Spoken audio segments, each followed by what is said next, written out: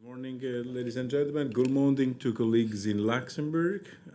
Today we have day number 8 of the Connect University Summer Schools dedicated to cybersecurity in the digital transformation. Today we will dig into the challenges of three specific sectors with our colleagues, specifically in healthcare.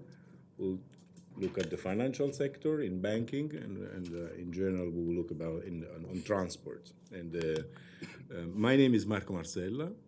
I am the head of unit e-health, well-being, and aging, and I'm based in Luxembourg. So sometimes, in general, I tend to be on the other side of this video connection room.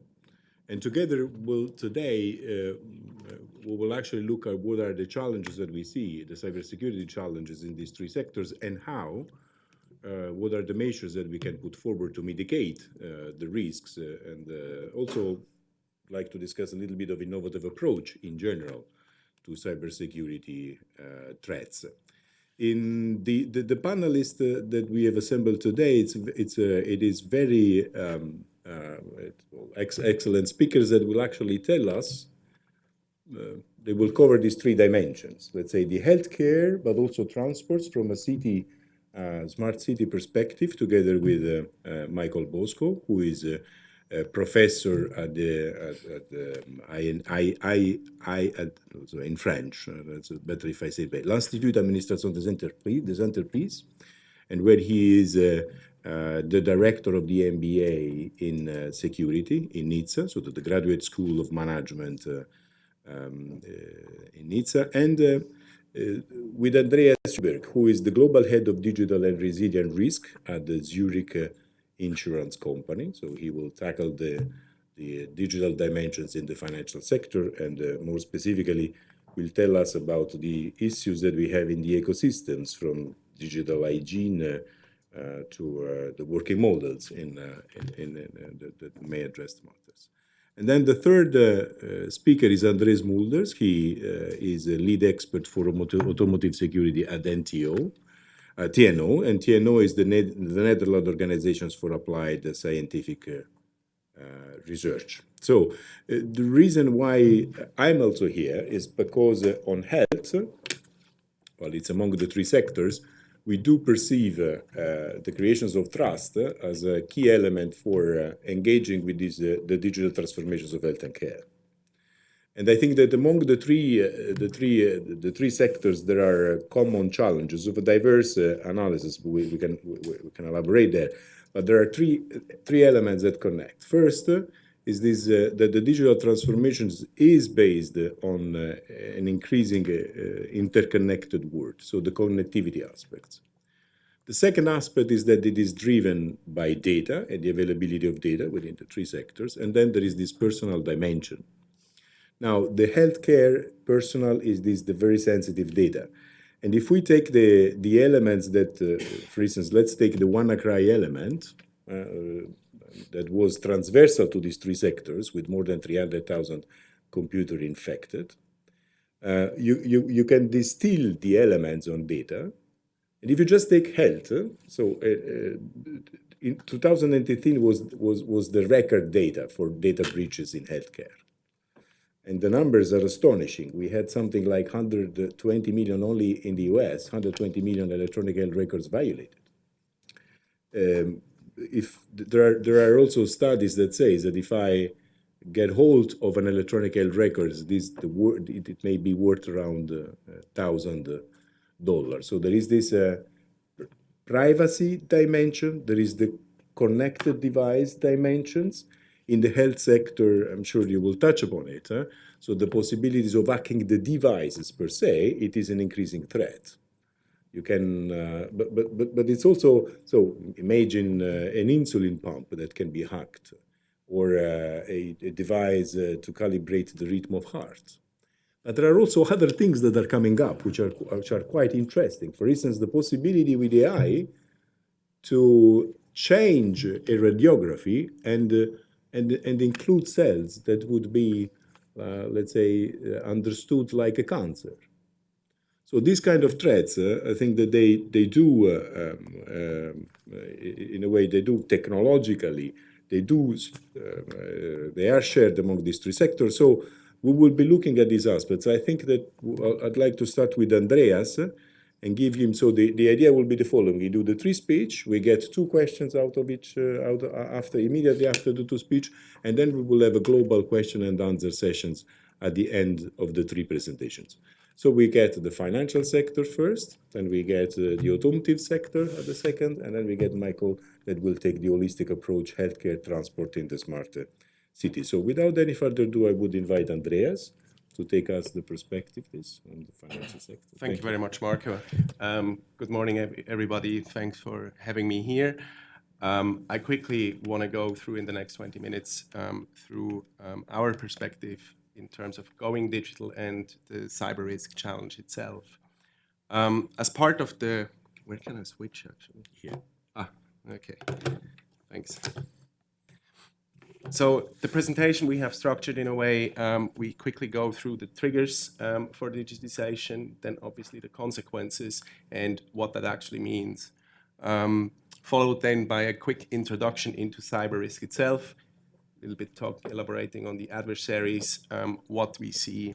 Then a quick glimpse on the cyber risk insurance situation itself, the market, and then some practical viewpoints from our point of view on what we actually should focus on.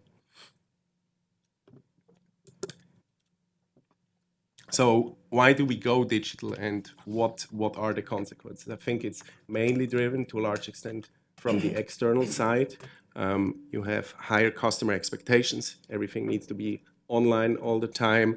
Rapid innovation with entrepreneurs coming up and being much more disruptive than they have been before, given the capabilities that they have with digital, with these digital assets that they can bring to the table. So it goes much faster. And then from an internal perspective, obviously, efficiency is always a target to achieve. And there are a variety of tools and capabilities available. I have named a few here. So we have on one end, we have mobile devices, which are significantly increasing, or I would say they have already increased. But we are also confronted with blurring system parameters. So what was a clear network yesterday is really blurring in the meantime. You have cloud providers, you have other suppliers. So you have, as part of ecosystems, more IoT devices, for example, that are connected into your networks as a corporation. Big data and AI and automation is obviously also a big driver. While this is all great, it obviously provides a huge amount of opportunities for adversaries as well. And that's why we very clearly say we need to digitize, absolutely, in order to keep up with development, but we need to make it in a secure way. I think what we can say in the past, information security was kind into the IT departments baked in. It was more a little bit in the corporation sector, but now it's really affecting us all. And in light of digitalization, it's obviously omnipresent. It's something you just need to live with this risk. And also the speed of the development of cyber threats has significantly increased. As we can see more or less every day in the press. So what has been considered as impossible became actually more or less the norm going forward. As I mentioned, the threat landscape is subject to continuous change, imposes a lot of challenge because it goes fast. So at the same time, it's very challenging to keep up with this. And what's particularly difficult is the attackers are very often of opportunistic nature. So they go after really the low-hanging fruits, and they know basically what to exploit. So they know we don't do hygiene on our systems, we don't patch, and that actually goes back into the really the basic IT and IT security topics that we need to address. Plus, I think over the past years, what we saw increasingly is the human element in information security becomes more and more kind of an imperative to be trained. So we need to make absolutely sure that we train our people throughout the entire hierarchy of the organization to be vigilant and caring about cyber risk that they actually understand. And then finally, cybersecurity became a societal topic. And it's particularly, I think it's two sides. On one end, it's obviously legislations, so GDPR, much more requirements. On the other hand, it's also the question, what are we actually doing as corporations with the data that we gather? Because there was never so much data around. So we need to define principles how we ethically use the data, what we do, what we don't do, being transparent around it, because it can help us. It can help us on a proposition side on one end, but on the other hand, obviously from a defense side, when we go into the security aspect, it's great to have all these data points, right? And you always need to make sure that this is still within the ethical boundaries, how you use that data. So here I have just listed some the high-level threats that we are facing. Ransomware, obvious one. Marco, you mentioned WannaCry before. I think that was probably one of the more prominent ones, I would argue. But then it's interesting, right? You see phishing, so we have the human element again, which is just there. And in connection with, if we connect it then, for example, with infrastructure misconfiguration, you can have the best kind of perimeter outside. You just need to have one single individual who clicks this email, and something that might be not configured the right way, hasn't been patched in the past, could be exploited rapidly. So it's a multidimensional security approach that we need to factor in when we want to stay in that game. Dynamic workplace, it's also to a large extent also obviously driven by the society, by employees. They want to bring their own devices in. Hence, this actually imposes a new kind of challenge, how you're going to manage those aspects. And moving back to the legislation or regulatory aspects, also there you then need to look how far can you actually monitor those devices without actually doing some privacy violations. This is really key to look at this. And then as we go more into ecosystems, IoT becomes more of interest, and it's something that we just need to look very carefully about. In terms of the threat actors, it's just a quick list of who those actors are. So we talk nation state, motivation is more geopolitical disruption. What their advantage is basically, I mean, they have time and resources. That's really the big thing. Goes to a level that they, at the end, probably understand your network better than yourself. Cybercriminal, that's really the big chunk. That's where really it's just about profit. It's relatively low risk when we look at a ransomware attack. It doesn't cost a lot. You can fully automate it. In the meantime, you can download those kits. They are available. So it's actually very low risk. And the chance that somebody clicks the email is actually quite high. That's why we need to train those people on a continuous basis. Hacktivists and terrorists, so that's more kind of ideological driven. And then satisfaction, that's I want to prove that I have hacked a certain corporation as a motivation, and then obviously the insider threat, which is obviously existing as well. Some facts around this. So ENISA has stated last year that information theft became the crime in the meantime, or attack against organizations. What's quite impressive is the amount of malware that has been introduced back in 2018. So we talk about 137 million of different malware types. So that's actually articulating quite nicely how much you need to keep up to speed with those guys, because they they can develop just those things and release it. Then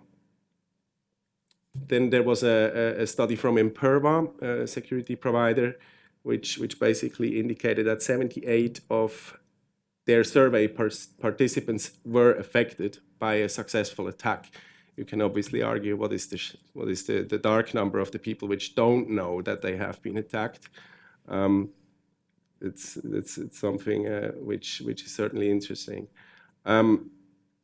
Cyber criminals find ways to get around strengths and security, and I think that's probably Anders who is gonna touch a little bit on the supply chain and the interconnectivity aspect as well. This has significantly grew over the past year, and it actually shows the challenge with going digital quite nicely because of that increased interconnectivity. You have intermediaries, you have other parties that are part of your of basically your value chain. Hence, it's even more important that we look at this carefully and don't focus it really ourselves on our own perimeter. You probably saw in the abstract I talked about it's not a sexy topic, cyber, and that's basically probably the one slide I refer to here, because it's kind of really the usual suspects when we look at the breaches that hit the press in the meantime, and you start investigating a little bit. It's always is a little bit harsh, but in a majority of situations, it's unpatched systems. You have misconfiguration, so you might have a port not configured correctly. Employee actually comes across twice in this list. So on one end, it's really the phishing emails that's a serious threat to the organization. Web application vulnerability, it's amazing how much SQL injection is still going on, and that's not something that has been invented yesterday. It is around since over 10 years. Employee or third-party negligence, that goes then more again into the supply chain aspect. And yeah, concluding on this one, if we would do our basic hygiene in a regular and rigor and disciplined manner, probably you could prevent quite a lot in that respect. Now, regarding market overview and what's happening in the cyber insurance sector or insurance sector itself. What you see here is basically a general overview of the market coverage that exists across the insurance industries. Worth to say, this differs from company to company, from policy to policy. But on the right side, you see what is covered in terms of offerings, plus what is dark blue is basically indicating there is likely a coverage for cyber in there. And then you have a large chunk which is likely not covered. And that's actually one of the big challenges in this market. So while it's absolutely important that insurance industries focus more on cyber, we cannot basically close our eyes and say we're not going to insure this. It also drives a different kind of paradigm shift in terms of how we think about insurance. So it's away from kind of the old traditional compensation. You drive a car, you make an accident, you get a claim, and the claim is paid out. It's actually more going into the service space with prevention, offering companies and individual solutions that actually prevent from happening, that the accident actually even happens, or a breach occurs, or at least the risk is being mitigated. There are certain challenges that the industry is facing. Obviously, accumulation is something. Marco mentioned WannaCry before. It's very difficult. So it could be one single incident which could widespread across the globe, which could expose and create significant losses to an insurance company, and obviously affect a lot of people. The big thing is really around the lack of data. So when we think about earthquakes, traditional insurance products, for example, you have a lot of data available over a lot of time, and you can actually calculate this far better. Cyber is kind of recent. It's also one of the challenges. Part of this, there is no holistic reporting on incidents available, which makes it even more difficult. So that's one of the bigger challenges that insurance companies face today, also from an actuarial point of view, to actually calculate then. Then awareness gap, certainly a challenge. So companies still struggle with information security. Understanding also the scope, mentioned before, the perimeter-centric view versus looking a little bit beyond the own boundaries into what are my suppliers doing, how secure are they? If I get additional devices into my ecosystems, how secured are those? Are they providing capabilities that I can update them, for example? Very simple example here. And then the other topic, which is kind of the fourth challenge, is there are no boundaries. So before in the past and in other insurance products, you could say, okay, the earthquake really hits more or less always there at a given chance. It's certainly not necessarily the case that it hits Norway or another country. So it can actually contain the risk very nice. In cyber, you can just forget about this. It doesn't exist, right? Concluding, what can we do? I have just listed 5 simple steps that we advocate to be taken seriously and to think about. So first of all, know your assets. This is probably more difficult than ever because you just take your credit card out in a certain department and you buy yourself a cloud service and nobody ever notes that you have bought that cloud service. So you need to have a proper inventory of what kind of assets you actually have in your system, but also what's connected to your system in order to build those dependencies. That's really kind of the basic ask that just needs to be there in order to do this effectively. Patching, referring back to WannaCry, regularly test your systems. And then obviously follow through with remediation. It's easy said.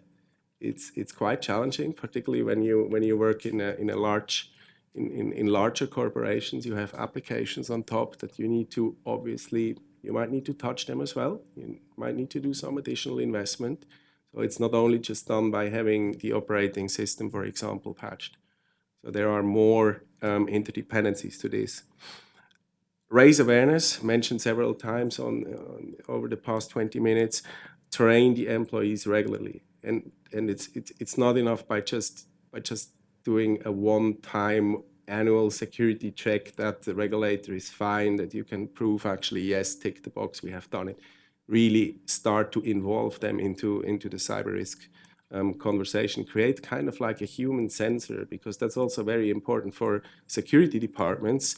They might be very fantastic in their work, but it's even more powerful if you basically have 50,000 employees which act kind of like a human sensor and might catch something even up front. That's really key. Then monitoring the environment, tied back to number 1 with the assets. Start monitoring and look what's actually happening within your networks, also with the partners. We can stretch monitoring also towards kind of a governance of vendors. How are your vendors doing? Oversee them. And check for anomalies, then also on the technical level. Then last but not least, the 5th is something that becomes more and more important. I think it probably didn't have that attention over the past years, or at least just in fragments. Think about resiliency. Security is one part of the whole puzzle, but you have the human aspect, you have facilities, you have all together traditional BCM, crisis management, and start to create kind of a plan and execute that plan as well. Train it regularly and then apply the lessons learned, implement them again. And obviously when certain aspects cannot be covered or the risk is still too high, start thinking about the risk transfer. That's basically the views from my end, Marco. Thank you. Thank you. Thank you for. We have time for a couple of questions, as I said. Let's start with Luxembourg, see whether there is any question from Luxembourg. Doesn't seem so for the moment. Yeah, I would have a question. Yes, Yeah. Hi, good morning. Can you hear me? Yes, Good morning. yes, go ahead, Reza. Yeah, hi. So my name is Razavi from DG Connect. I had a quick question. You mentioned, so thanks first of all for the insightful presentation.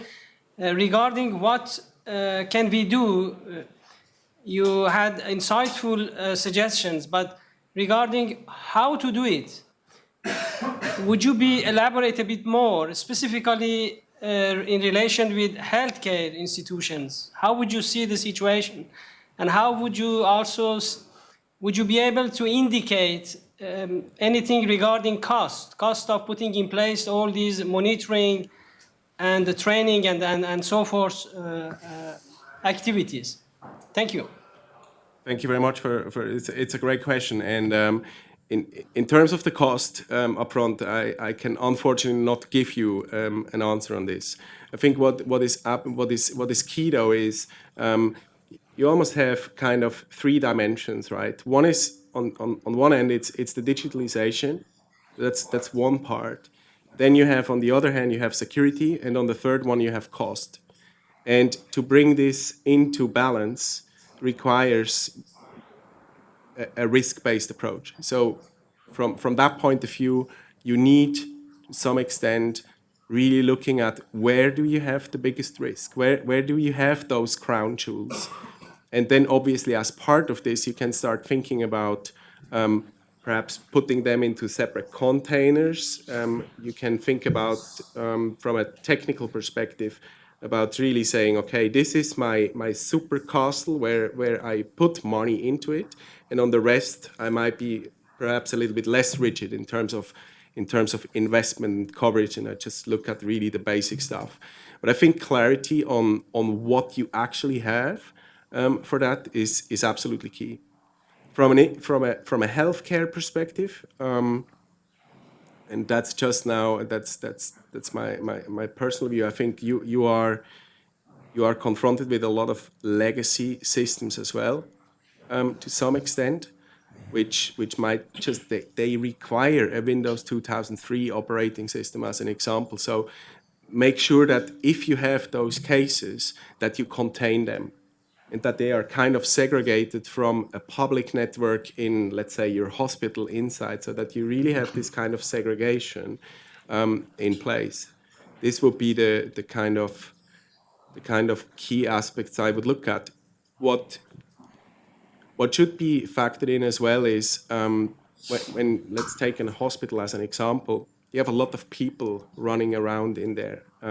They need and they all need access to instant data. So before a surgery, you have an assistant. He comes with files and things like that.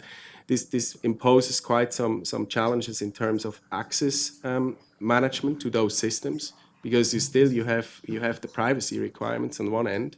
But on the other hand, it's really important that that data is available at this point in time. So access is certainly something, and then the awareness topic on top of employees. Thank you. Thank you. Colleagues, 1, 2, okay. It's Flora Friedrichs. I'm working in the cybersecurity unit. And in fact, on this slide, I have a few questions. I mean, or one, the way you see it, patch your systems is often given as a solution. But if you see what happened with the Boeing 737 MAX, you know, every patch can introduce other errors. I was called a few years ago to Deutsche Bahn when they had the ransomware attack. I mean, you cannot just patch systems because there are so many dependencies, and the testing is so important because every change can bring in other side effects, which are maybe not cybersecurity related, but nevertheless can be safety related. A second issue is Europe is working on cybersecurity certification as a way out. Now, when I see that your insurance companies are already hesitating to insure the risk, will the cybersecurity certificate change something? I mean, I am an SME. I want to be covered against cybersecurity or data privacy risks. I want to have an insurance for that. Now, I install software on our applications. It's a EU cybersecurity certified. Will this ever count for an insurance company? It certainly counts. I mean, it's not. We are not hesitating. What we are saying, it's very difficult to actually price, right?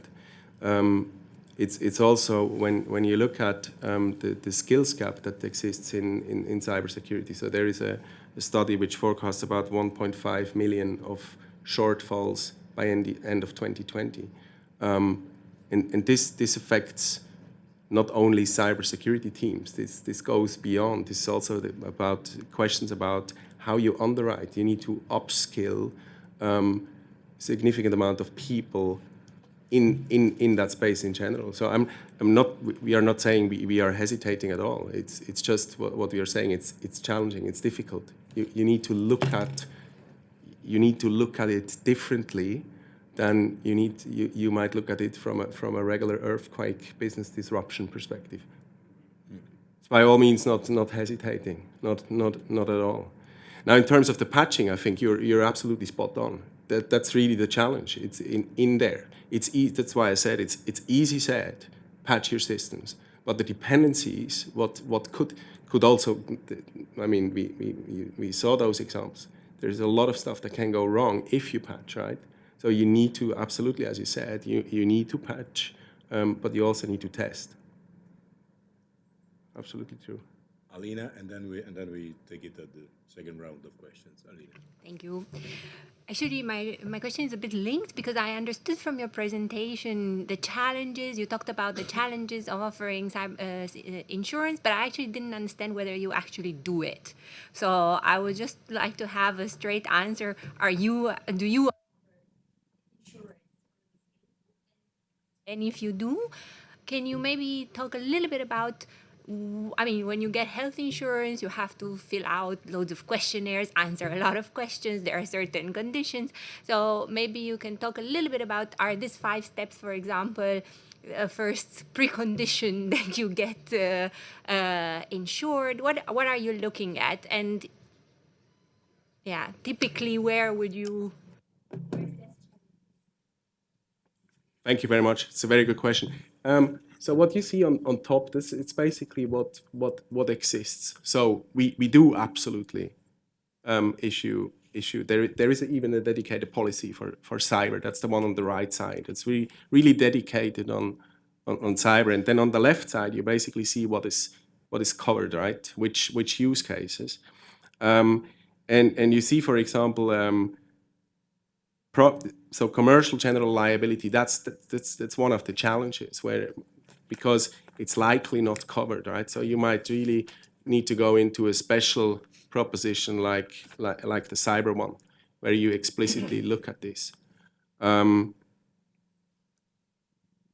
property one, you have obviously business income loss, which is covered, data restoration, and going back to the 5 steps, I mean, this is something that underwriters look at when they assess a client for a certain proposition. The other aspect, I mean, from an approach perspective, it's a combination. It's a combination of you look from the outside, how does a company or a client looks like in terms of, could be a network scan, could be around is there already perhaps critical information available on the dark net. So they do kind of this type of profiling, and then you need to go obviously into the on-site assessment work as well. Okay, Christian, keep the questions for the next sessions. I'd like to invite Andreas to take us through the probably similar exercise in the automotive sector, specifically the effects on safety. Yeah. We heard already something. Thanks. I think we need to switch, yeah? Can anybody hear me? Because I don't think the mic is on yet. Well, yes, please. Okay. You should have read the manual, I guess. What I'm going to do is not talk about cyber a lot today. So maybe I'm disappointing some people. On the other hand, I think what I'm going to do is present a case on automotive, what is happening there, to show a little bit some of the issues being discussed here, and maybe make it a little bit more tangible, or at least to show it in a different perspective. And the perspective I'm taking is from an assurance perspective. And I'm not really sure if everybody's familiar with assurance. Assurance is actually things you do to take away uncertainty. For instance, I need to do something, and I take all kinds of measures to make sure that I am able to do that. And the more important for me it is to achieve something, the more I want to invest to actually make sure it will happen. If something is important to me, I want to take away uncertainty. A way to do that is to look at assurance kind of measures. And also, if you start looking at specific domains from an assurance perspective, it's quite interesting to see where the gaps are going or are emerging.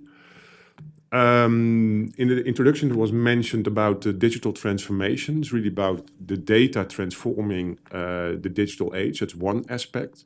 I'm going to touch upon that as well. Another perspective I'm going to take is that actually digital transformation has the effect that actually systems are transforming.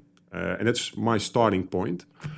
I'm taking the automotive domain. It's about 1/3 of the work I do is in the automotive domain, ranging from smart city, smart mobility, up towards cooperative driving kind of applications.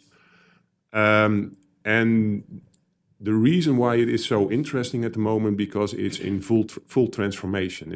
It's something that's continuously changing. New players are coming up in the domain.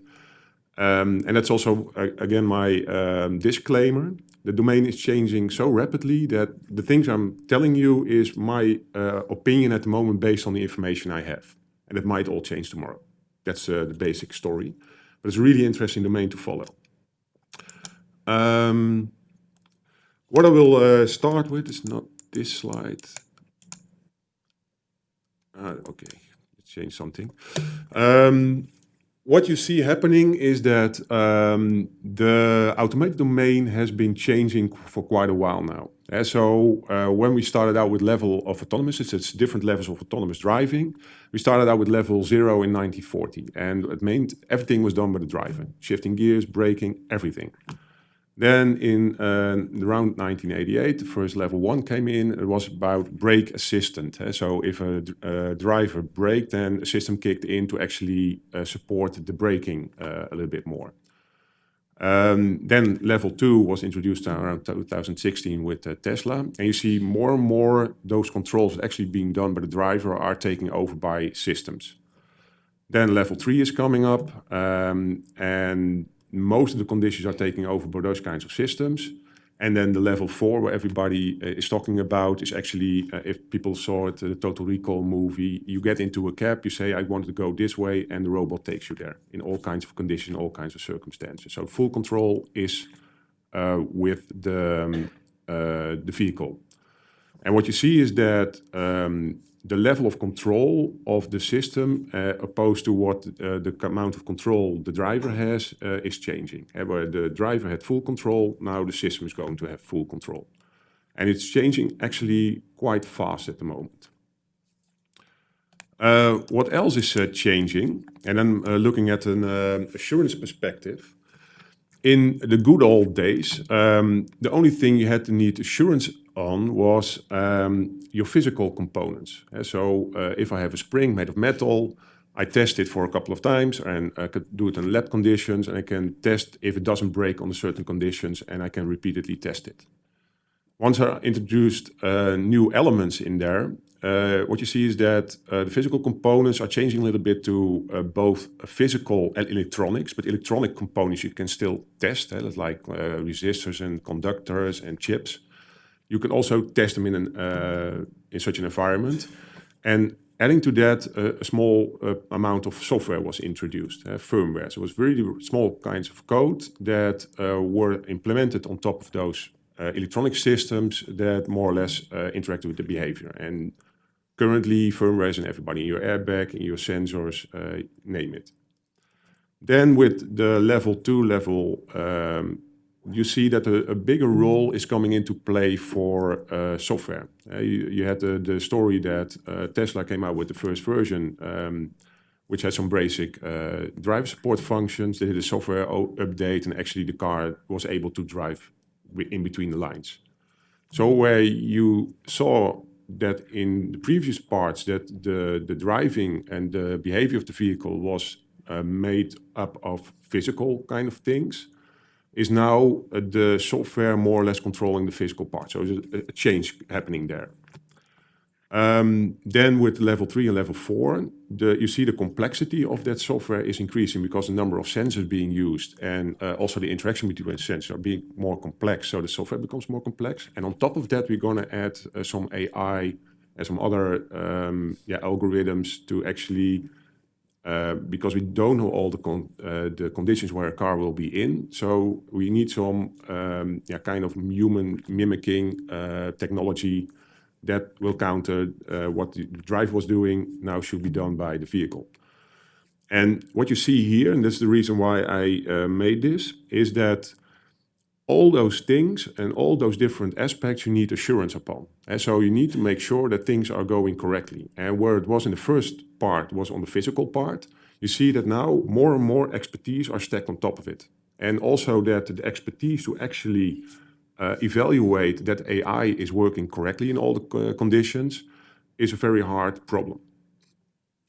Keep that in mind. So the system itself is becoming much more complex, and also the knowledge you need on that system is becoming more broad, and there's a different levels of what we know on how to achieve assurance on those different elements in your vehicle. So the vehicle is changing itself, so it's part of the digital transformation. The system is becoming more complex and you need more expertise to actually evaluate it. I can hook up what my colleague said previously. What you see is that we have a demand because of the digital transformation, these kinds of developments, on an increase in workforce. The question is, do we have enough workforce to cover all these items? And are we investing enough to actually cover this? It's an open question because I like the discussion later on. And then the next issue is, it's not about the vehicle anymore. So what I plotted in this picture is that where the driver was in control and you have the car, some functions are going directly to the vehicle in the future. And what I did is to link it to the safety cases. So how does it impact, for instance, vehicle or traffic safety? And what you see, a lot of the discussions and the focus is on the whole data transformation in automotive. And that's basically on the infotainment kind of system. So you get some places where if you're driving somewhere, where can you park and can you eat?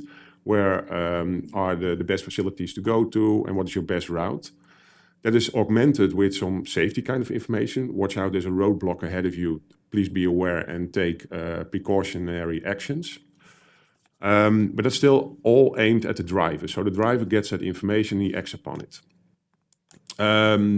Then you have some things that you actually have some devices that you can do remote control of your car, like unlocking it, starting the heating, maybe some other body functions. And then something comes in, which I called the digital garage. And currently that's the focus there is on doing over-the-air updates. And like Tesla did, is they send an update over the air and then the functionality of your car changes.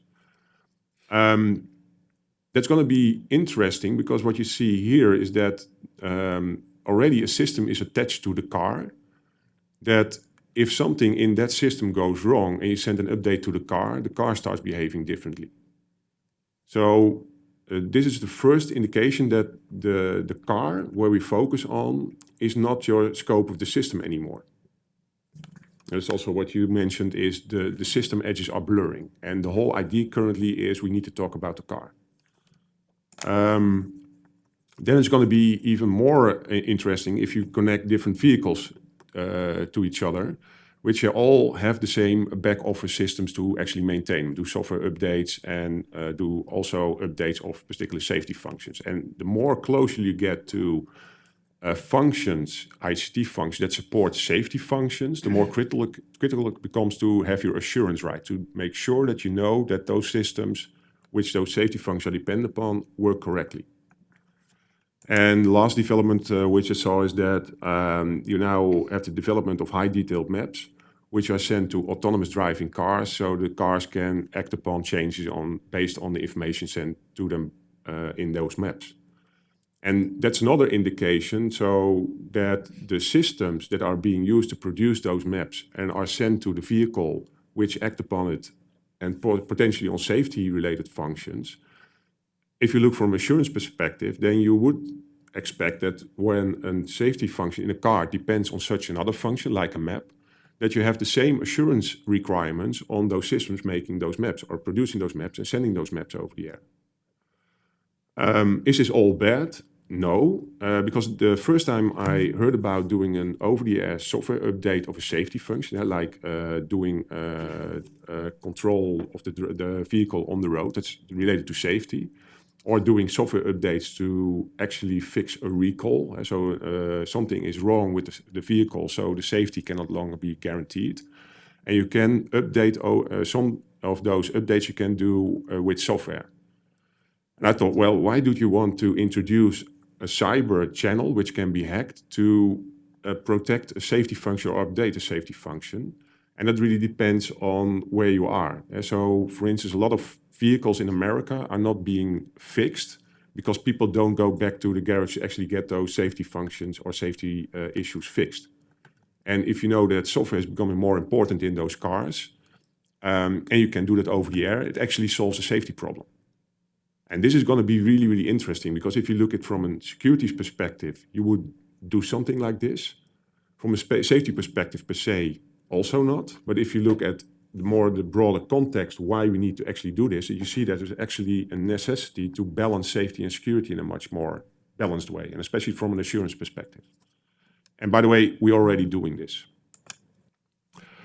And what I mentioned about the digital garage, so a lot of attention is going now to software updates.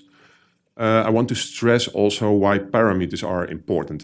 There's some, I don't think they're still online, but there was a case that you can update over the air, change the parameter on the output of your battery power.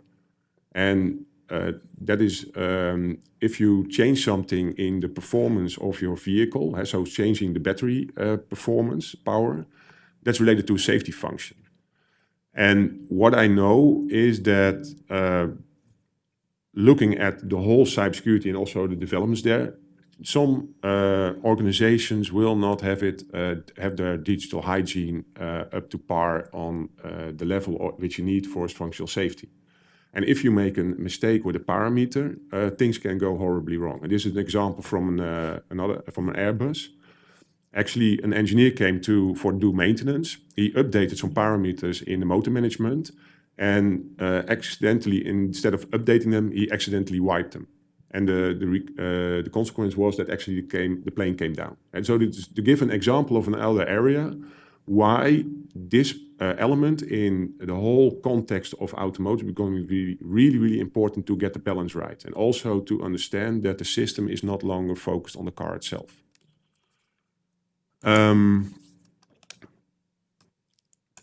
Let's see. And this is also, so I started out what is changing in the car. So the car itself is becoming more complex. And this is going more towards the smart city, smart mobility domain. Actually, we're going to connect the car to all kinds of other systems. And it's going to be a much more dynamic interplay. So instead of knowing what the context is and what your system is, those lines are becoming blurry. And the connections between the different systems are becoming much more dynamic. And you want to secure this over a very long period of time. So the system is becoming more complex, the edges are blurring, and the edges are blurring in such a way because the whole system is becoming dynamic.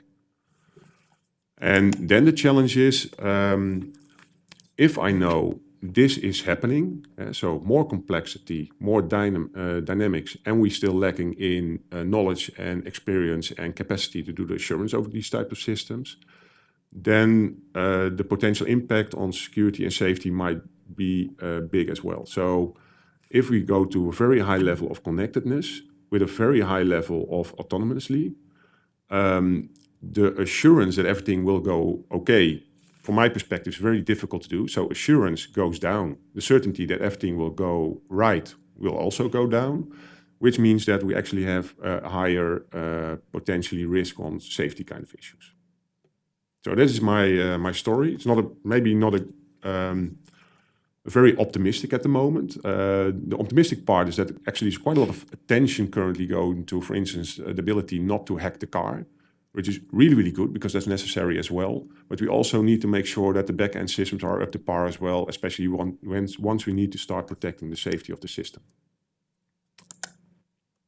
So, key takeaways. The vehicles themselves are changing with all kinds of consequences. There are new needs for assurance. For instance, what I talked about, the current approach is that you trust the system if you trust the security supply chain, the cyber supply chain. So you build a system and all the components, you know how they were being built and that the assurance of those components are okay, so you can trust the system. That is okay for if the car is still an object. If you make the car dependent on other systems or even data, you need also to do the transformation from supply chain security assurance to information supply chain assurance. And the latter is really, really difficult. So data is coming in. How do I make sure that it is the assurance of that data itself? Can I determine that if it's sufficient to interact with safety functions? And you can fix it in a number of ways. To do this, and this is also what is more or less analysis was based on, is the transition from object thinking, so cars or IoT device or fridges or whatever, to network thinking. So those devices are becoming part of a complex network which you cannot oversee anymore, and it's going to be much more dynamic. And at the same time, the mobility ecosystem is already in transformation. And with transformation, I mean that the new systems are already coming into play. The policymakers are, I think, still focusing on the car as an object, but not as a car in its ecosystem and the systems that are being connected to it. And also new players are coming into play, which are also not covered completely by the policies we have at the moment, to focus on creating assurance on safety of the vehicles.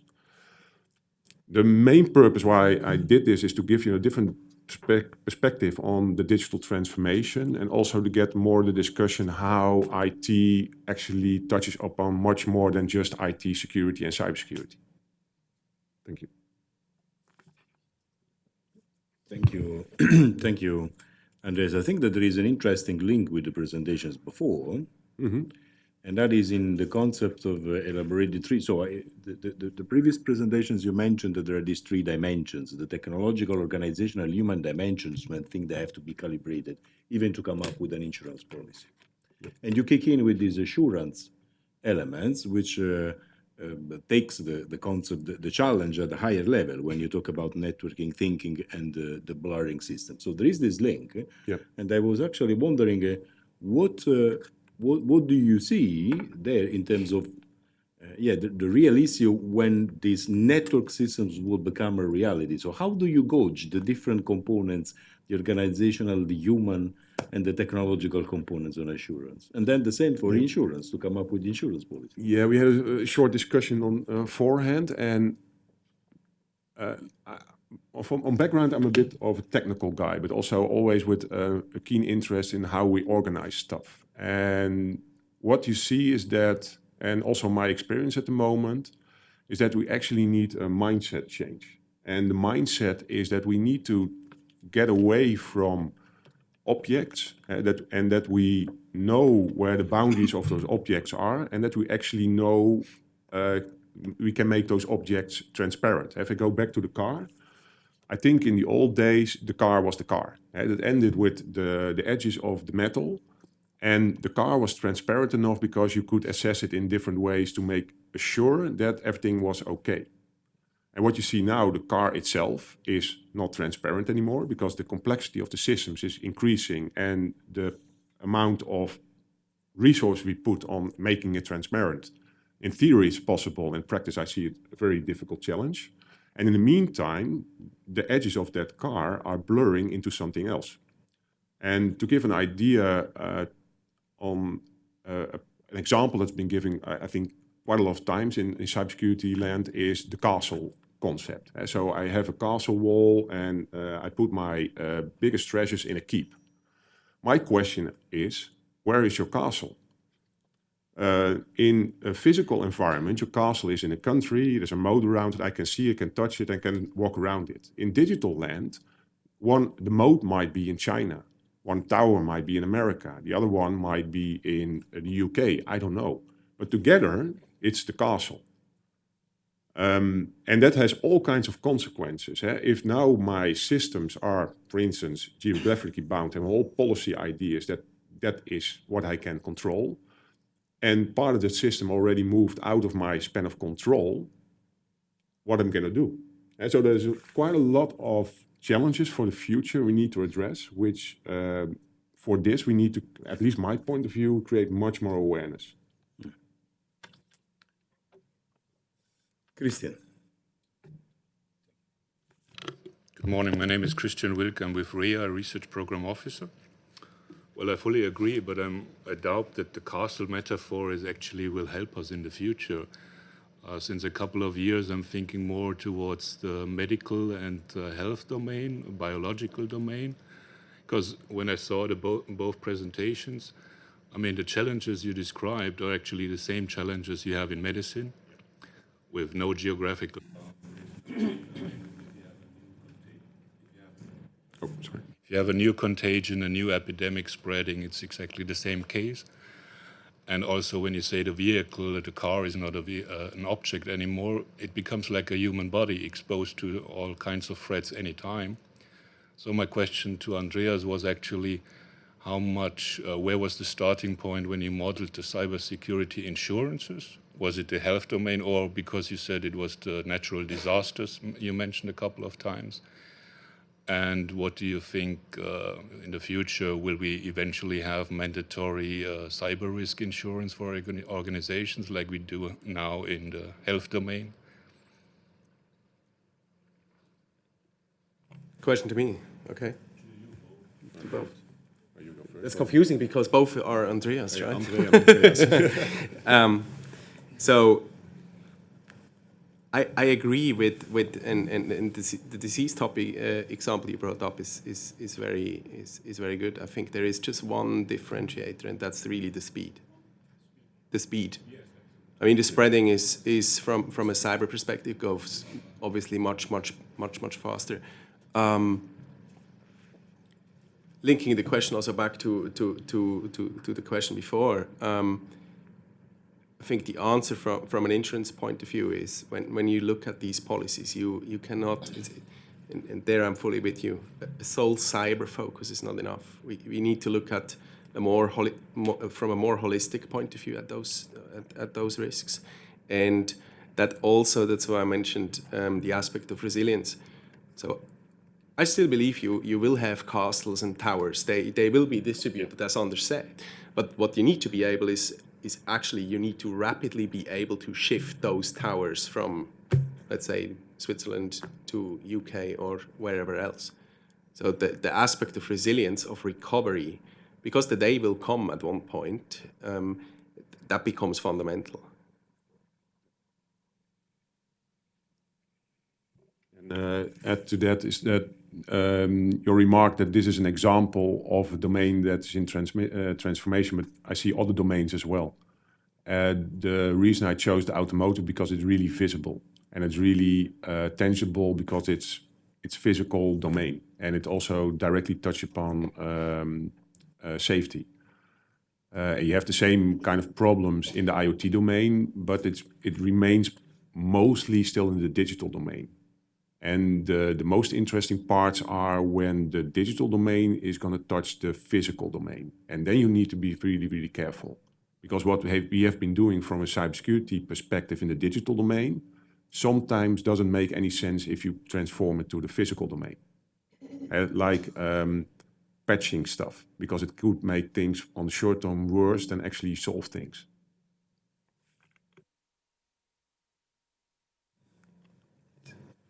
Thank you very much for this very nice presentation. I'm Nineta Polemi from Connect H1 Cybersecurity. My question is, these days, the car insurance, the contracts we get are one-to-one. I mean, I'm the driver, I have to pay for in case I cause an accident. So now for the future car insurance contracts, I'm wondering, do the insurance associations agree upon probably performing first a dependency analysis between the cyber and physical assets involved in the automotive future car, and then spread the sharing and responsibility among the owners of these dependent assets, and then probably identify what is the percentage that each owner, for example, the smart city may be part of this ecosystem, the software developers, the manufacturers. So how do you think? I mean, I guess the insurance association work on future contracts. I'm wondering, how are you planning to approach the future car insurance contracts? You give it. It's a very good question. I didn't talk to insurance companies yet. But what I also see, and that's why I mentioned in the beginning, that this domain is very volatile. And also the cases on how things will play out is very, very different. And to give you an idea, if in the future all cars is like mobility as a service, but they're multi-brand and multi-owned vehicles, then it's going to be very challenging to have an insurance liability when something goes wrong, because then you need to know where things go wrong. And with multi-brand, multi-owned platooning, or like driving a train on the highway, with the composition of that, you don't know who you're communicating with at first. And if you think assurance is very important, you want to know before you connect your safety to it. That's a very different problem than, for instance, I have fleet-owned single-brand platoons. Because then the fleet owner is the one composing that fleet, and it's from the same brand. And so your whole assurance that things are trustworthy for that part is very different. And I think that those kind of cases, I don't know how they will play out, but they have probably huge impact on how the assurance will look like. But that's my take on looking at some different kind of use cases, business cases, and which one will win, I have no idea. I think perhaps to add, it's as Anders said, I think we also need to differentiate. You will have different policies, right? So from a pure consumer perspective, I don't really care what kind of device is baked into my product. Car in this case. So I just expect it runs and it's safe and it doesn't harm me. Now, you have on one end, you have the classic motor car policy as a private individual, but then it's obviously the kind of product insurance, which is a complete different thing. And as part of this, I agree. It goes back to the holistic approach. When you want to have that kind of product insured as a motor manufacturer, you insure this, you need to look at this going forward more holistically. Thank you. Luxembourg, any question? No questions. Does not seem to be the case. So thank you, Daniele. So I would invite then Michel Bosco for taking us through the concept of sharing data, by the way, across these sectors in the smart city. Yeah. Okay. Thank you very much. Good morning, everyone. Good morning to the colleagues in Luxembourg. I was wondering about how to address this issue of cybersecurity in one domain or another domain. And I realize, and I think we all realize, that getting a good grasp on what cybersecurity is means pulling together concepts that are of a very high nature, I would say, within We have to deal with new kinds of regulations, and I'm saying new kinds of regulations, not just new regulations, new kind of regulations. At the same time, we have to deal with very novel technologies put in practice. And somehow, in whatever domain that you discuss cybersecurity, whether it is transport, health, or other domains that are not the topic today, you have to get your own idea of what it means. You have to bring all these things together, and that's by nature very difficult. So one way to look at these issues is to find a space where you can see how these various issues interact with each other, how a new regulation impacts the actual implementation of cybersecurity in a domain. And in the private sector, as regard to how the public interact with the systems that include cybersecurity components, and not just customers, but also citizens. And the idea is that, my point today is to say, well, look at the cities, maybe not all the cities, let's look at the cities where IT is seen as a very important component. Let's call them the smart cities. Let's look at smart cities, and let's assume that this is the place where things are getting done. So you're getting into actual implementation. You have actual services to the citizens. You have actual infrastructure that needs to work. And at the same time, you have citizens, and you have a political body which administrates the city that has to take into account all the aspects of the citizens' will and interest. Another good reason to look at the smart cities as a place where to assess the impact of cybersecurity on the various functions, on the various domains, is that that's where, at least in Europe, that's where you get 75% of the population. That's where you get 85% of resource consumptions. That's where you see 90% of greenhouse effect production. So basically, whatever you do in a smart city is something that has a huge impact on the country and beyond that on life on Earth. So if you look at how things behave, taking account, again, cybersecurity, in a city where you have a complex infrastructure, where you have systems that generate a lot of data, a city is probably today the most dense container of data generated by a variety of systems. You also have an infrastructure that consumes a lot of data, and not just the data generated by one or another of the components of the smart city infrastructure, but also data generated by the citizens through the use of smartphones, to put it simply, as well, because the city is big enough to need that, as well as of data generated by global systems. Let's think about space systems, whether it's systems that allow for Earth observations or positioning systems or others. So my assumption is to say, well, let's look, when we talk about cybersecurity in transport, if at some point we want to see what it means, let's look at how it works in a smart city. That was the starting point of my discussion today. To address cybersecurity in a smart city, you want to look at the challenges.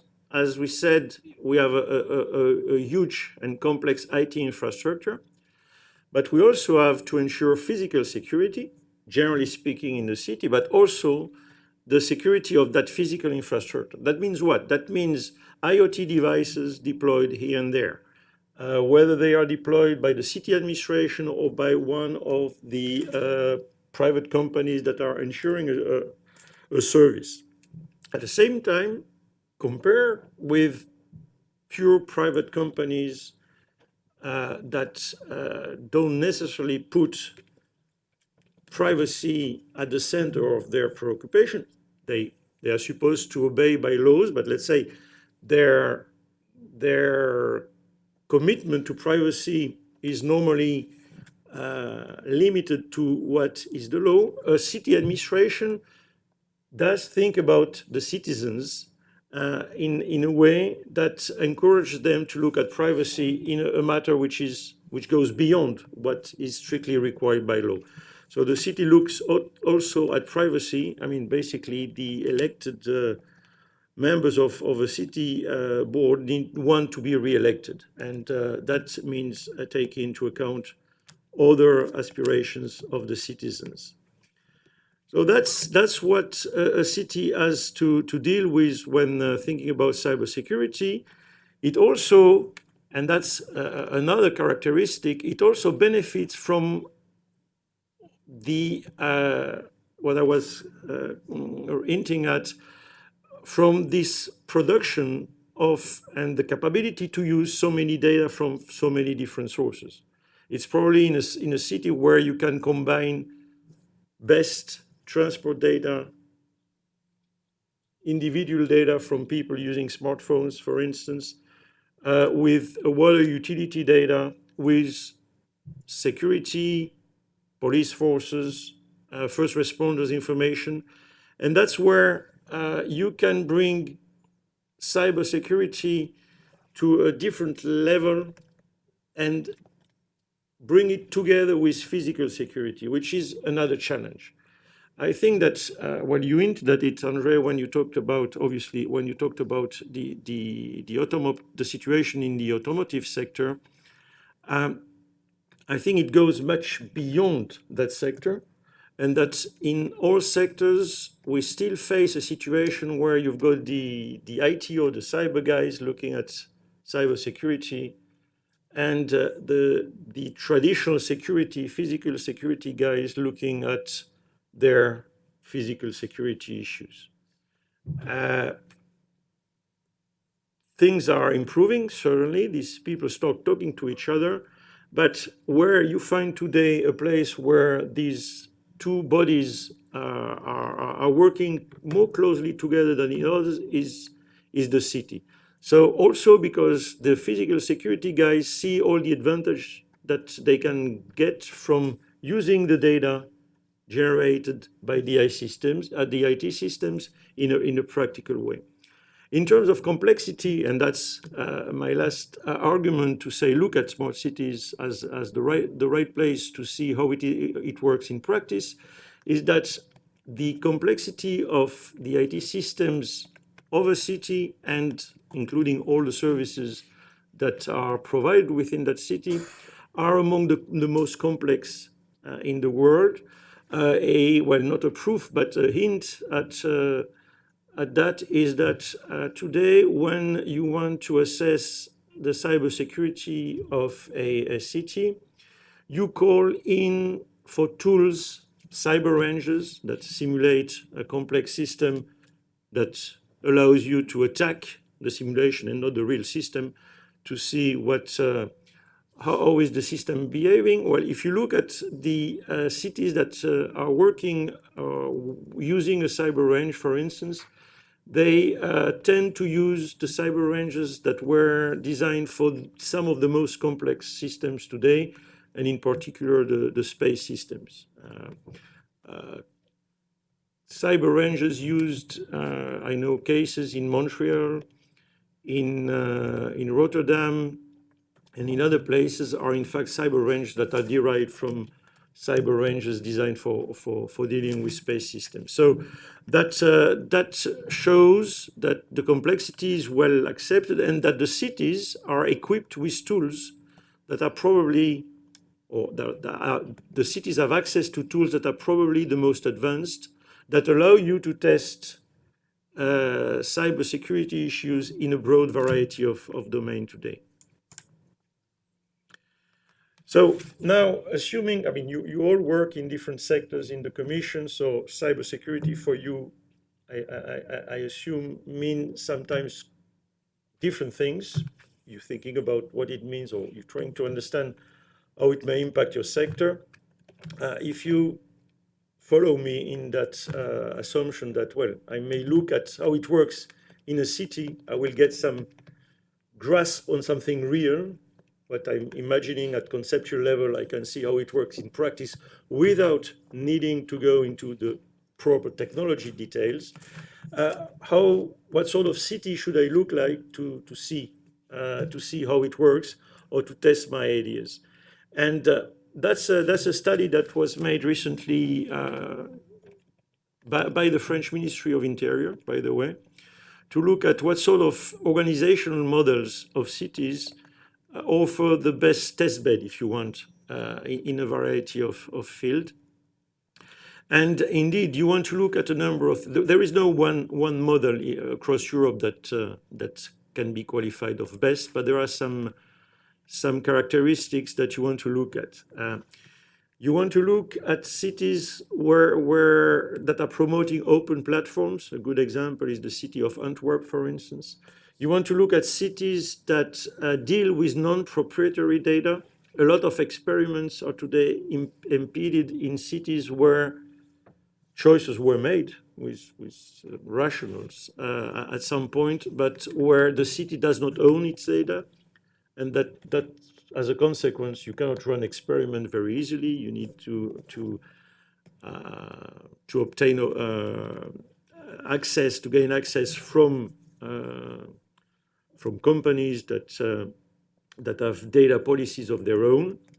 So you need to look at cities that enforce a strong data access policy. Again, I'm mentioning Antwerp also because it's not far away. So if you want to see how it works, it doesn't mean going far. That is proposing a platform through which you can have access to data, depending on with different access rights, depending on who you are and what you want to do with the data. And a city that provides standard interfaces to the data that it manages.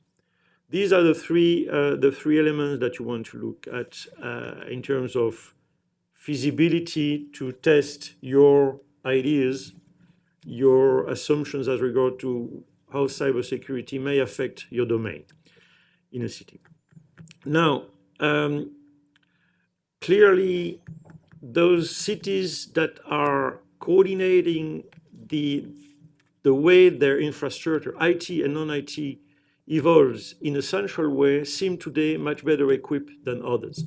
You've heard of the recent incident in Baltimore, I think that was 2 months ago, where they were attacked by a ransomware. One of the first, the auditors of the city organization are looking into the reasons why it happened and how come it could happen and what should have been done to prevent that attack or to prevent this to happen. Basically, one of the first findings is that the city itself had given away the coordination of the development of its infrastructure to outside service providers, and that eventually no one at political level, that means at a level where you decide on the budget priorities, no one had a proper understanding of how the city was doing in terms of developing its infrastructure. So a city that is still strongly coordinating its development is probably a best place to look for implementing experiments and test ideas.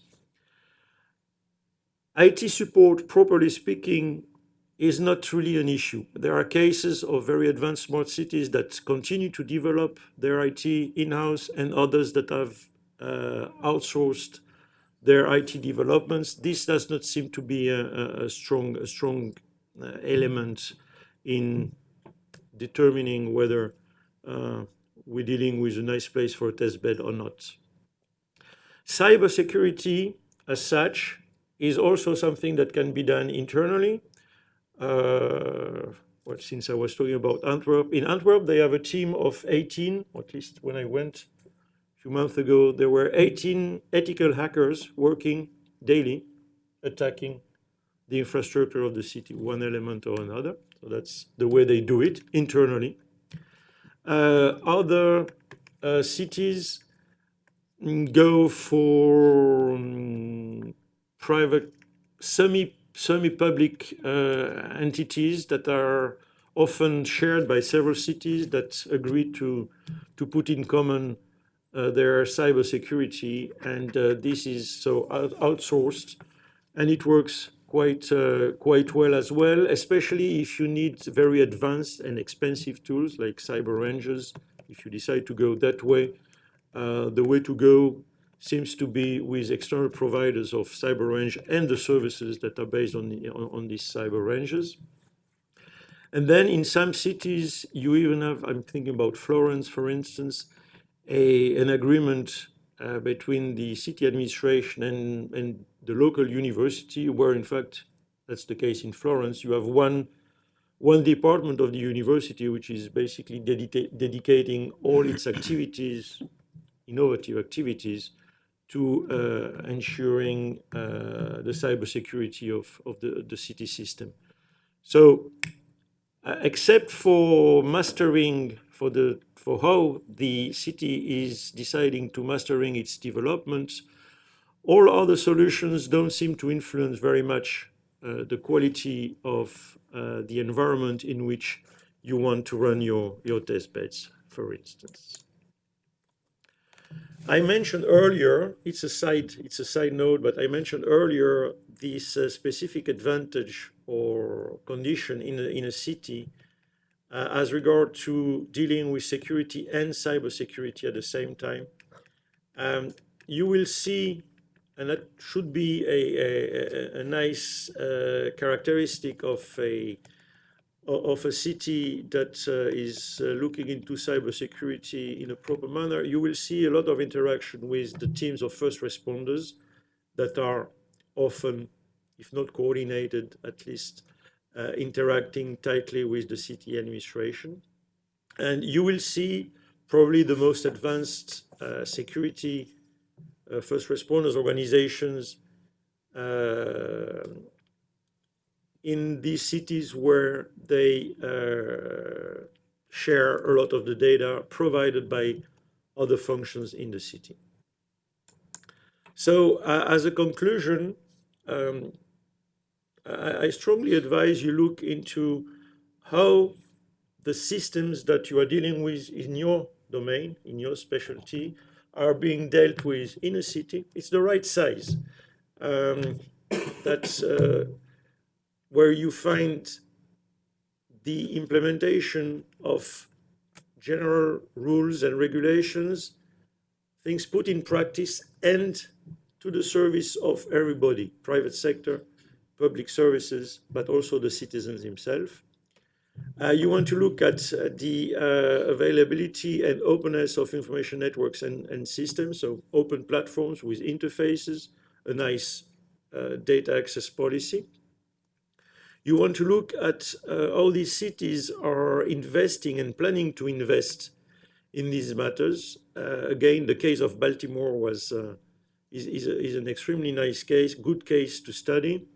You will see that for several years, the IT security guy was trying to put a strong, substantial budget for insurances and for stronger IT cybersecurity investment, and that had been rejected several years in a row at time of budget allocation. So that's a good indication to see how the city is looking at cybersecurity and therefore making its environment a proper place to test your own concept. And then, obviously, a city that does not isolate its cybersecurity in one department, but that looks at all these issues, cyber, physical security, and the rest of the organization in a coherent manner. Thanks for your attention. Thank you, Michel. Couple of questions. Luxembourg? Any questions from Luxembourg? No question from here, thank you. Here, I would have. Well, it is interesting the link that you're making in using the city or the smart city as a test bed for the evolutions of cybersecurity. Now, and it's also interesting that you talk about these in-house cybersecurity capabilities. Linking to what I heard before, this may also be a limitation. So, for instance, the examples of the 18 people in the Antwerpen commune, I guess it was not externalized. No, that was Right. in-house stuff, yeah. So that is also an element that one needs to take into account, both for the assurance and the policies and the certifications. So is there any risk on being inward looking when you have this kind of stuff in-house? And by the way, in-house at city level, does it mean that the approach for hospitals, it is the same that the approach for municipalities? And so how do you take these two things together, especially if we have established that there are these three dimensions that may have an effect on the policy that you want to put forward for cybersecurity? Okay, well, first the inward looking, the risk of being inward looking, well, that's true in regarding any security service or organization within an organization. There are rules of the games, and there are Chinese wars among departments that normally make it. I mean, everybody is well aware of its risk, of its role, whether it is in a private company or in a city. In the case of Antwerp, I saw a team very dedicated to what it was doing and very independent from the IT development teams, for instance. Now, what you mentioned about the links with hospitals and others, that's another reason why I think a city which is smart and dedicating a lot of effort into the cybersecurity of its IT system is a city that is going to put interfaces, is a city which is going to call for activities in the city to provide data to this overall pool of data that the city manages, to also benefit from these data from other sectors, but is a city which is going to put very strict rules as regard to the interfacing to this overall pot of data. And in particular, if an hospital in Antwerp wants to access some data, transport data, or other data that are collected by the city, it will have to agree on a process to exchange data, to provide data into the system, and to get data from the system. And that process, that protocol, will be very constrained by cybersecurity rules. So in fact, by setting the good standards of the interface between the data that it manages, the data that the city manages, and the data that may be interchanges with other services that are not stricto sensus the city administration's domain, by putting these strong security rules, the city has the power to, in practice, increase the level of cybersecurity in the city. And at the same time, it is practical. It's not like a state or the European Commission or whatever that would define regulations and then expect from others to implement them. The city is the place where you can go. It doesn't go without issue. Sometimes, I mean, as you said, I'm based in Nice quite often, and we had recently a big clash in Nice between the city administration and the national the CNIL, how is it? I don't even remember the acronym, but the commission that at national level ensures that the way data are processed is done in a proper way, and in particular with respect to privacy, etc. So it's a place where you really try and put in practice a number of functions that are in theory constrained or regulated, and that's where you also can, as a public body issuing regulations like the Commission, That's where you can see how it works in practice. Let's see whether there is any general questions for the panel to terminate before we do the conclusion session. Any other observation? Doesn't seem to be the case. Any from you? Yeah. Because I really like this approach to getting people and parties around the table to do the collaboration on data and making things more secure. It's also good to know that there are also new technologies coming up where you can actually start collaborating and tackling the constraints on a different way. For instance, we do quite a lot of experiments with multi-party computation. There's a new kind of crypto where you can actually calculate with data without knowing the data. And we do, for instance, some information sharing between banks. And so there are new solutions coming up that you actually can tackle some of the constraints you experience at the moment. That's more like an addition. Yeah, actually, this was the questions that I had for myself. So it's obvious that there is this technological component that per se creates the issue. I actually wonder whether the evolution would also be a solution to that problem. I would argue definitely yes. And as part of this, I mean, looking particularly around topics like automation. You might have heard about this concept of DevOps, so actually merging development and operations together. In the meantime, you hear the term DevSecOps, which basically introduces an upfront inherent governance into the entire process, highly automated. And that certainly brings advantages as well, and a certain level of evolution. I thought the presentation was very interesting. To me, it raises a little bit. One question I have, though, I will be very keen to understand is how are smart cities dealing with the whole aspect of consumer goods being introduced, and bearing in mind this Gartner prediction of 95% of consumer goods by end of, I think, last year have some IoT interfaces. Putting this then into context of what you actually could do if you take over masses of those consumer goods. How is this being dealt with in a smart city context?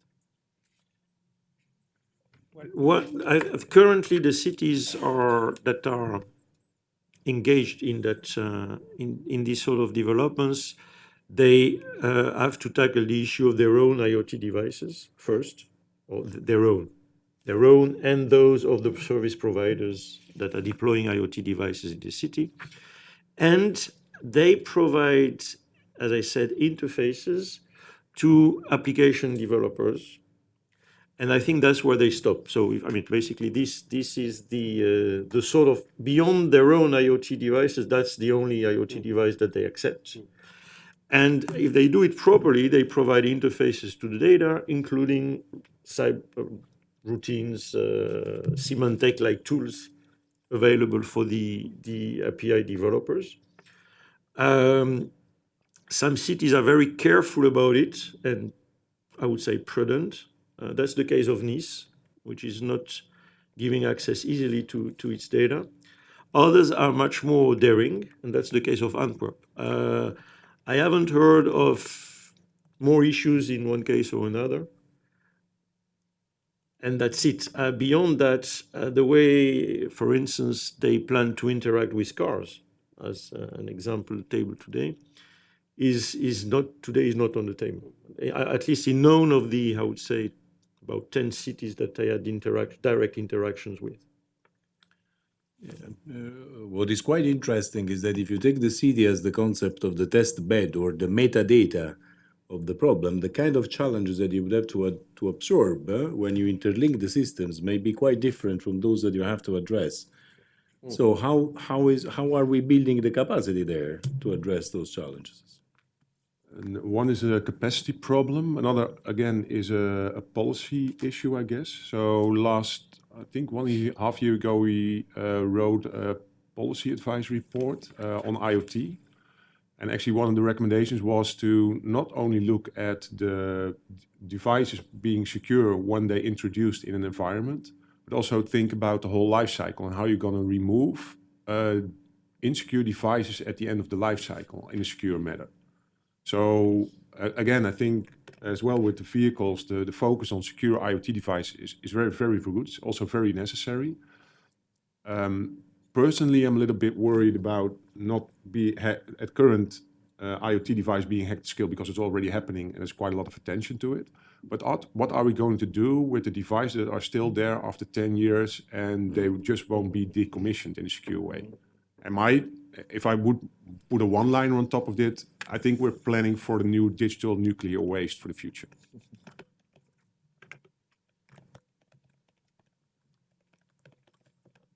Any other observations from the panel or conclusions? Because I have a list of things that are emerging here. Let's see whether we can share views on the matter. So first, I see that there is a consensus on that cybersecurity per se, it is an element of it is an enabler per se of the digital transformations, which then gets to the point that if you look at the issue of cybersecurity, you have to look at, well, you say holistically, we are the master of using this holistic word, but it's obvious. It is part of the digital transformation per se, and it is not an afterthought. Well, it's not a matter of design only, but it is also a matter of complex system thinking. And how do you link the things? That makes to the second point, which is about complexity, and complexity in terms of solutions and also in terms of effects. And that complexity has different levels, because if we include the human dimension, then complexity may mean also the level of digital skills to do basic digital hygiene stuff. So how do we master that complexity is part of the thing. So that takes us to the third point, which is the need to invest and strengthen the fundamentals. So preventing cybersecurity instruments, you see, maintaining the basic digital hygiene, and then taking this into the organizations. So it's not just a matter of generating awareness, it is actually changing practices and changing a culture. And I quite like your last comment. So are we, in this practice of digital hygiene, considering that there might be a decommissioning of devices in a while that would per se create problems in the long term? So that is a part of it. So then the other element is about, these blurring systems that creates the complexity system thinking. We mentioned about the concept of interoperability of data, and possibly, I don't know whether, most probably yes, that there is a current line of thinking on creating open standards that would allow that operation to be secure and seamless, so that even this interaction between different organizations and settings can actually benefit from the data exchange. In terms of challenges, I think that there was a sort of unanimity there that per se technological advance may help in finding the solution. And then my last point, it is about governance.